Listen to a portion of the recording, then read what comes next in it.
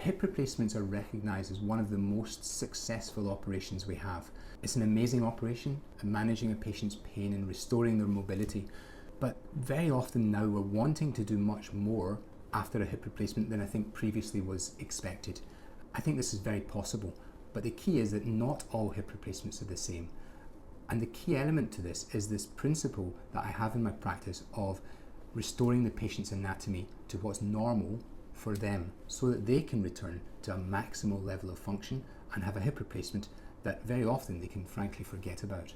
I think the key to achieving this comes to the planning that happens before your surgery,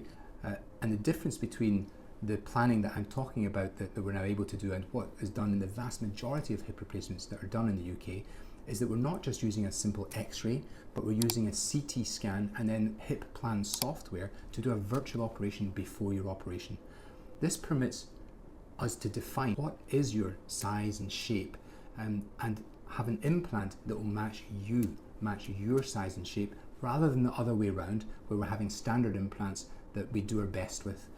So the result is that we end up with restoring your anatomy very accurately. Combine this with a surgical approach that preserves the most important muscles that stabilize your hip, and you can go on to achieve quite remarkable results. Also, so that we're talking about achieving a level of function that often involves returning to sporting activities,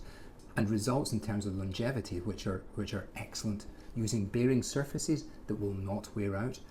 dealing with sometimes very, very complex anatomies, particularly in young patients. And we achieve this by the CT scanning and hip plan, if necessary, customizing a hip replacement so that we are matching your shape, your curves,